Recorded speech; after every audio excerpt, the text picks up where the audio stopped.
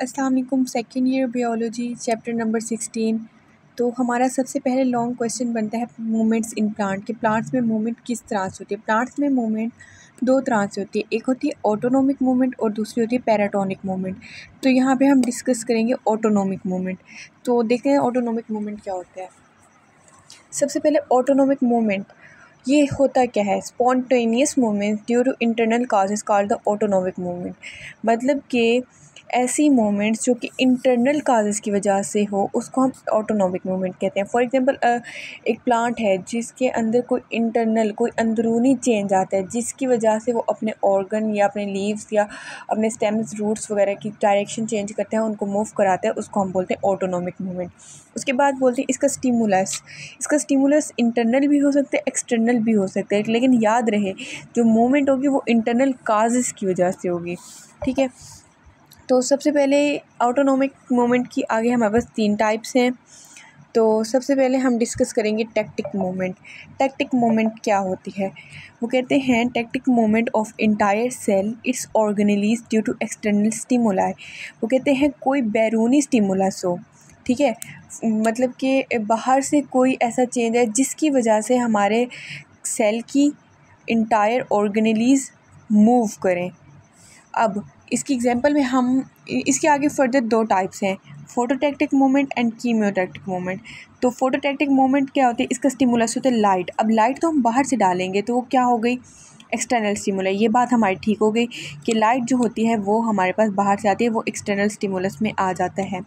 ठीक है, अब जब किसी पौधे के ऊपर हम लोग लाइट डालेंगे तो उसके अंदर साइक्लोसिस होएगी। ठीक है, साइक्लोसिस होएगी। अब साइक्लोसिस क्या होता है, क्लोरोफिल की मूवमेंट को हम साइक्लोसिस कहते हैं। जब लाइट डलेगी और साइक्लोसिस का प्रोसेस स्टार्ट होएगा तो क्लोरोप्लास्ट जो है वो मूव करेगा, ठीक है, ताकि वो मैक्सिमम लाइट जो है ऑब्जॉर्व कर सके, जो कि इसके फोटोसिंथेसिस में काम आएगी। इसको हम बोलते हैं पॉजिटिव फोटोटैक्टिक मूवमेंट। लेकिन अगर ये लाइट पड़े और क्लोरोफिल अपन एब्जॉर्व करने की जगह वहाँ से मूव करना शुरू कर जाए, वहाँ से दूर जाना शुरू कर जाए, तो इसका मतलब होगा नेगेटिव फोटोटैक्टिक मूवमेंट। ठीक है, अब इसकी सेकंड टाइप है कीमियोटैक्टिक मूवमेंट। अब लफ्ज़ कीमियो से ही पता चल रहा है कि ये केमिकल स्टिमुलस होगा। जो भी केमिकल स्टिमुलस की वजह से सेल की या उसके ऑर्गेनेल्स की मूवमेंट होगी उसको हम कहेंगे कीमियोटैक्टिक मूवमेंट। ठीक है, अब इसके अंदर हम एग्जांपल लेंगे स्पर्म की, कि जो फर्न्स होते हैं, मोसेस होते हैं, उसके अलावा लीवर वॉर्ट्स होते हैं, इन सब के जो स्पर्म्स होते हैं वो मूव करके जाते हैं ऑर्चिगोनिया की तरफ, ताकि फर्टिलाइजेशन का प्रोसेस स्टार्ट हो और आगे न्यू इंडिविजुअल क्रिएट हो।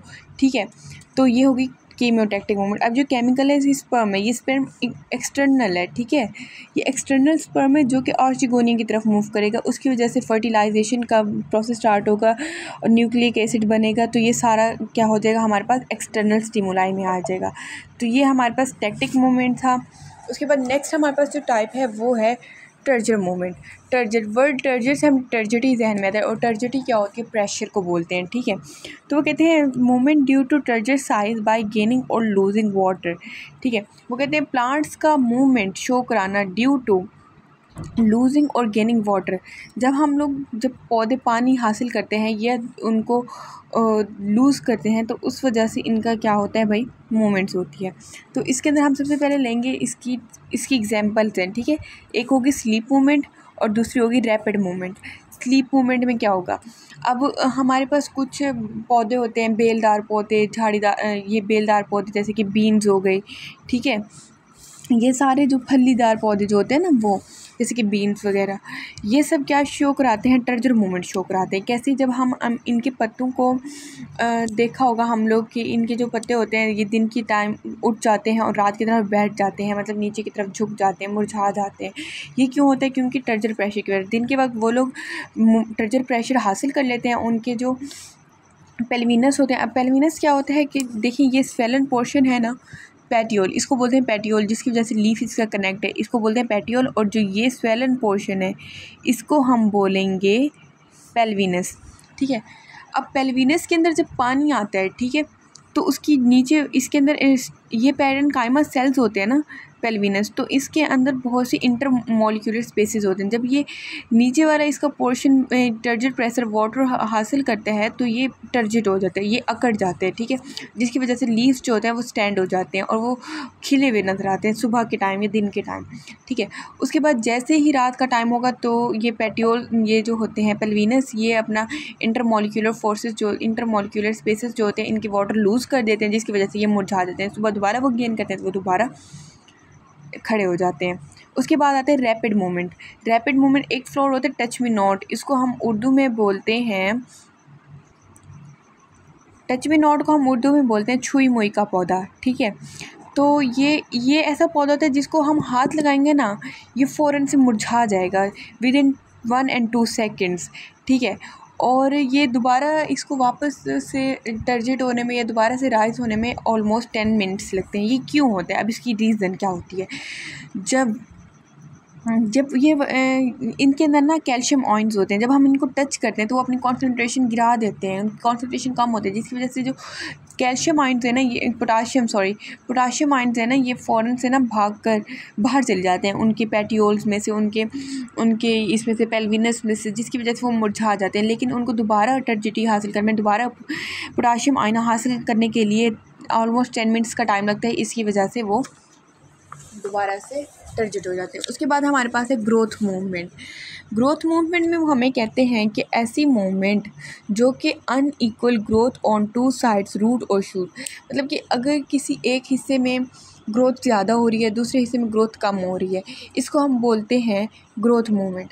अब फॉर एग्ज़ाम्पल हमारे पास ये एक बर्ड है, ठीक है। अब इसकी हम 3 टाइप्स हैं, इसके साथ हम इसको समझ लेंगे, ठीक है। एपिनास्टी, पहली है एपिनास्टी। इसके अंदर क्या होंगे? ये लोअर लीव्स होंगे। ये क्या है? Lower leaves. और ये क्या है? बर्ड है, ठीक है। तो वो कहते हैं कि एपिनास्टी ऐसी मूवमेंट है जिसके अंदर ये लोअर लीव्स जो होते हैं ना, ये ग्रो करते हैं, जबकि बर्ड जो होती है वो ओपन ही रहती है, ठीक है।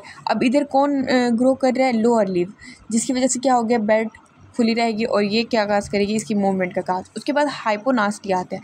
हाइपोनास्टी में क्या होगा? अब ये देखिए, ये लोअर लीव्स थे और ये बर्ड थी हमारे पास। अब ये हाइपोनास्टी में क्या होगा? ये जो लोअर, ये बर्ड जो है ना, बर्ड, ये अपर लीव, सॉरी ये लोअर थे ना, तो यहाँ पे ये अपर की तरफ मूव करेंगे, इसकी अपर साइड की ग्रोथ ज़्यादा होगी। यहाँ पे लोअर साइड की ग्रोथ ज़्यादा थी, यहाँ पे अपर साइड की, तो उसकी वजह से क्या होगी? बर्ड क्लोज हो जाएगी। इसी तरह अब न्यूटेशन, लास्ट इसका जो टॉपिक है, लास्ट इसकी जो एग्जांपल है, जो इसकी टाइप है, वह है न्यूटेशन।